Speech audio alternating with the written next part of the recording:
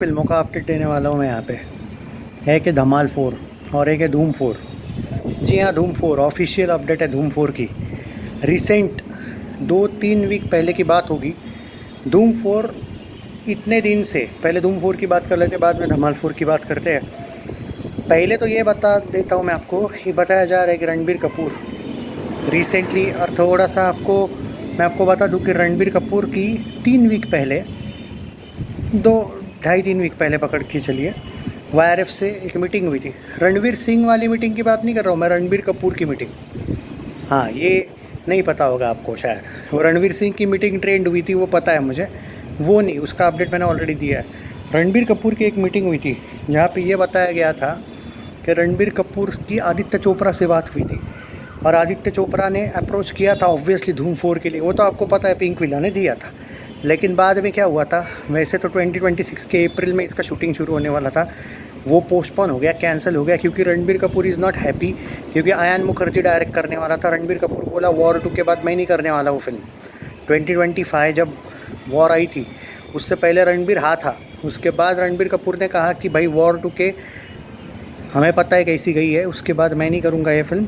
अगर मुझे director change करके मिलेगा तो मैं डेफिनेटली करूँगा। फिर भी आदित्य चोपड़ा ने बीच में बहुत फोर्स किया कि भाई जो हुआ सो हुआ वॉर के साथ, वो हर बार आयन मुखर्जी गलती नहीं करेगा। फिर भी रणबीर कपूर ने एक डील किया था कि मतलब कहा था कि भाई देखो, मैं धूम को नहीं बोल नहीं रहा हूँ, इट्स लाइक मैं डायरेक्टर चेंज चाहता हूँ। अब यहाँ पे बताया गया है कि आदित्य चोपड़ा ने कन्विंस किया है रणबीर कपूर को, and he is okay with it. But ऐसा भी बताया जा रहा है कि रणबीर कपूर की भी कुछ कंडीशंस है, एंड शायद आयन मुखर्जी धूम नहीं करेंगे। धूम 4 जो है उसका कोई अलग डायरेक्टर होगा। अब यही देखने वाली बात है कि क्या वो साउथ से है, या फिर क्या वो अली अब्बास ज़फ़र है, या कोई दूसरा है, क्योंकि अभी ये तय नहीं हो चुका है। लेकिन ये बताया जा रहा है कि आयन मुखर्जी, देखो मैं रणबीर कपूर की चीज़ को समझौता मान लूँगा अगर आयन मुखर्जी करता है तो, क्योंकि रणबीर कपूर ने क्लियरली बोला था उसके साथ फिल्म नहीं होगी। और ऐसा नहीं कि पर्टिकुलरली उसका नाम लिया था, वॉर 2 के डिबैकल के बाद वो नहीं चाहता था। पर अगर उसने हाँ कह दिया होगा तो अमाउंट बड़ी होगी ना, रणबीर कपूर को जो मिलने वाली अमाउंट है वो बड़ी होगी, क्योंकि पैसों के पीछे तो बॉलीवुड बहुत ज़बरदस्त। कल 50 करोड़ मांगा होगा, इस बार बोला होगा भाई तो आयान को सेट कर। अब तुम बोलोगे आयान मुखर्जी से इतना क्यों प्यार है आदित्य चोपड़ा को? भाई रानी मुखर्जी, आयान मुखर्जी, ये नहीं पता है ना बहुत से लोगों को, कज़िन वाला एंगल। तो इसलिए भाई अगर वाइफ है उसके भाई को अगर काम देना है, कज़िन है शायद वो, मुझे याद नहीं एग्जैक्टली, पर उनका है रिलेशन, तो भाई बीवी बोलेगी तो करना पड़ेगा भाई। तो उसको काम देना पड़ता है, बेचारे आदित्य खान को देना ही पड़ता है। अब क्या कर सकते हैं। पर अभी ये देखने लायक है, क्योंकि मैंने तो सुना है कि रणबीर कपूर आयन मुखर्जी के साथ तो धूम नहीं करेगा। पर अगर ये न्यूज़ आ जाती है कि भाई धूम का डायरेक्टर आयन मुखर्जी है, तो समझ लीजिए क्या रणबीर को अंडर द टेबल और ज़्यादा ऑफ़र आई होगी कि भाई चलो हम तेरे को 100 दे रहे थे, ये 50 दे रहे थे, और 50-100 तुम्हारी रकम बढ़ा देते हम। अब ये देखना है कि रणबीर कपूर पैसों के लिए, आयन मुखर्जी अगर नाम आता है भाई सामने, तो मैं ओपनली बोल रहा हूँ, पहले ही मैं एक्सपोज कर रहा हूँ ये चीज़, क्योंकि Ranbir Kapoor was seriously not happy with Ayan Mukherjee despite Brahmastra. Ranbir का आयन मुखर्जी से वैसे संबंध अच्छा है, लेकिन फिर भी वो धूम को लेके नहीं चाहता है। और धूम 4 रणबीर कपूर ने पहले मना इसलिए किया था कि उसका ये कहना था कि वो पार्ट धूम का लग ही नहीं रहा है। मतलब जो इन्होंने पहले स्टोरी बताई थी रणबीर कपूर को, उसने धूम 4 को डायरेक्टर को लेके पहले ये नहीं डाउट किया था। डायरेक्टर पे डाउट तो उसने तब किया जब वॉर फ्लॉप हो गई। तो इसीलिए उसका भी वो एक जो अंदाज़ा था वो सही निकला कि भाई ये तो धूम नहीं लग रही। क्या पता भाई आदित्य खान जो है हमारे YRF वाले, उसमें भी इंडिया पाकिस्तान डाल दिया होगा धूम में, क्या पता भाई, अभी तो बोल नहीं सकता। और भाई पाकिस्तान प्यार तो आदित्य खान से है, क्योंकि ये जो चोपड़ा फैमिली है ये मूल की पाकिस्तानी है। हाँ, ये अपने आप को पाकिस्तानी ही मानते हैं, ये भी पता है। हर फिल्म इनकी 14 अगस्त को रिलीज़ होती है, 15 अगस्त को नहीं भाई साहब, कभी भी देख लेना। तो खैर चलो, जो भी है वो पुरानी बात हो गई। मतलब वो पाकिस्तानी है, अब वो दुनिया के सामने नंगे हो चुके, एक्सपोज हो चुके, तो इसमें मुझे कोई आश्चर्य की बात नहीं है। यहाँ पे हम उसकी बातें नहीं करें, हम यहाँ पे ये कहना चाहते हैं कि रणबीर कपूर समझौता करने को तैयार है या नहीं पता नहीं, बट अभी कुछ सोर्सेज के अकॉर्डिंग कम से कम आयन मुखर्जी नहीं है, इसीलिए रणबीर कपूर ने हाँ कहा है इस फिल्म को। इस फिल्म का ऑफिशियल अपडेट हमें जुलाई के एंड में मिल सकता है, जून के नहीं, जुलाई के एंड में भाई साहब। हो सकता है कि अगस्त में हमें इसकी एक ऑफिशियल अनाउंसमेंट देखने को मिले कि धूम 4 विथ रणबीर कपूर। हालांकि ये कंफर्मेशन अभी मीडिया में आना बाकी है, लेकिन आपको पिंक विला और बॉलीवुड हंगामा बहुत जल्दी ये खबर देंगे। ऑब्वियसली मेरे पास आ जाती खबर, जैसे मेरे पास ऑलरेडी लाहौर 1947 बंटवारा बन गई और उसकी खबर आई थी, ये भी आई थी कि उसका टीज़र कब आएगा। पिंक विला ने 2-3 दिन लेट बताया आपको, और अल्फ़ा का टीज़र के लेके भी मैंने आपको बहुत पहले ही अपडेट दे दी थी। अल्फ़ा प्रीपोन होगी, ये भी मैंने आपको पहले अपडेट दी थी, बाद में वो अपडेट्स आई थी।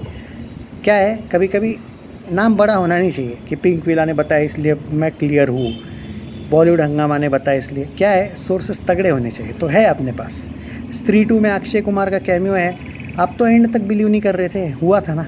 तो सोर्सेस तगड़े हैं अपने पास। तो ये बात है कि हमें बहुत जल्दी धूम 4 का ऑफिशियल अनाउंसमेंट देखने को मिलेगा। रही बात धमाल 4 की, धमाल 4 शायद कंफर्म नहीं है, शायद 10 तारीख को आने के चांसेस है। धमाल 4 प्रीपोन हो सकती है। पहले वो क्योंकि उन्होंने वेलकम टू द जंगल के लिए स्लॉट खाली करने के लिए उन्होंने 3 अगस्त के बदले वो 17 अगस्त गए थे।